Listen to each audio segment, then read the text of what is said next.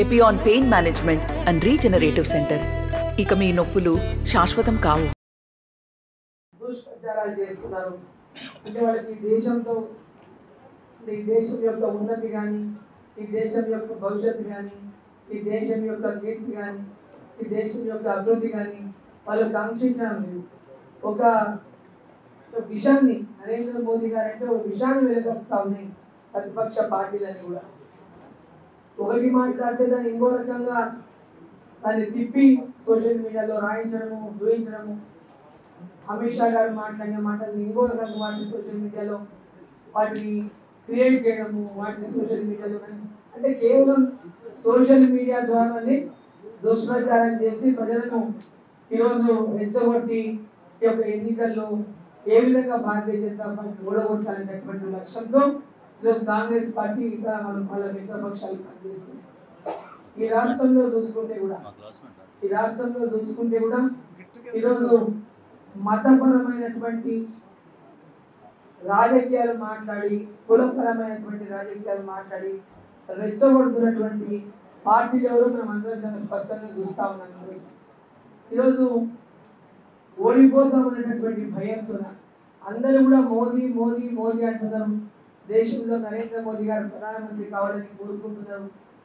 ఇప్పుడు చదువుకున్న వాళ్ళే కాదు, గ్రామీణ ప్రాంతాల్లో ఉన్నటువంటి వాళ్ళు కూడా ఇవాళ నరేంద్ర మోదీ గారి గెలుపును కోరుకుంటున్నారు.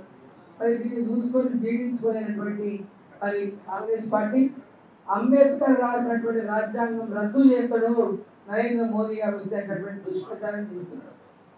ఎస్సీలకు ఎస్టీలకు రిజర్వేషన్లు రద్దు అయిపోతాయి మళ్ళీ మోదీ గారిని గెలిపిస్తే అన్నటువంటి దుష్ప్రచారాన్ని ఈరోజు కాంగ్రెస్ పార్టీ చేస్తుంది.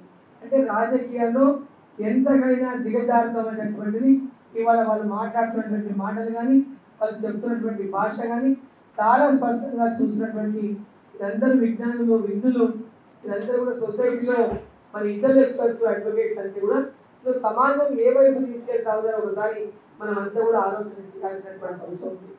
ఇప్పటికే ముస్లింలలో ఒక విద్వేషాన్ని రెచ్చగొట్టింది. దేశం కోసం మనది దేశం అని భావించకుండా మీరు వేరే మేము వేరే అనేటటువంటి ఒక విద్వేషాన్ని కాంగ్రెస్ పార్టీ ఒక పక్కన రెచ్చగొట్టింది. ఈరోజు కులాల మధ్యలో కూడా రెచ్చగొట్టి విడదీసి భారతదేశాన్ని ముక్కలు అనేటటువంటి లక్ష్యంతో ఈరోజు అధికారం కోసం కాంగ్రెస్ పార్టీ ప్రయత్నం చేస్తూ ఉంది.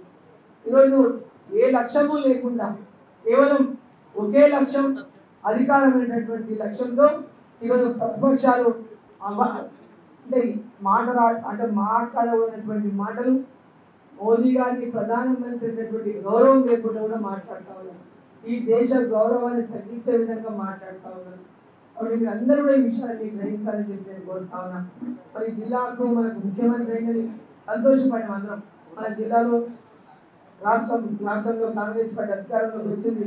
సరే మన జిల్లా వాడే ముఖ్యమంత్రి అయిన మన జిల్లా అభివృద్ధి చెందుతారనేటువంటి పార్టీ ఏదైనా మన జిల్లా కూడా డెవలప్ అవుతున్నటువంటి ఆశాభావాన్ని వ్యక్తం చేశారు. కానీ వాళ్ళతో విషయం కొట్టుతా ఉన్నారు. అసలు ఈరోజు అభివృద్ధి అనేటువంటి మాటలు పక్కన పెట్టి వ్యక్తిగత ఎన్నికల్లో కూడా అభివృద్ధి గురించి మాట్లాడతలేరు. వాళ్ళు ఏం చేసిందో చెప్తలేరు, ఏం చేస్తారో చెప్తలేరు. కేవలం పర్సనల్ అటాక్, పర్సనల్గా ఇమేజ్ని డ్యామేజ్ చేసినటువంటి భాషతో మాట్లాడుతూ చాలా ఎంత దిగజారుడు మాటలు మాట్లాడుతూ ఈరోజు సమాజాన్ని కూడా సిగ్గుపడే విధంగా వాళ్ళు ఈరోజు పోస్టింగ్లు పెడుతూ ఇన్స్టాలో, ట్విట్టర్లో, అది సోషల్ మీడియాలో ఈరోజు చాలా చిల్లరగా వ్యవహారం చేసినటువంటి పేరు కూడా అందరూ గమనించాలని చెప్పి నేను ఈ సందర్భంగా కోరుతా ఉన్నాను. నమస్తే అండి.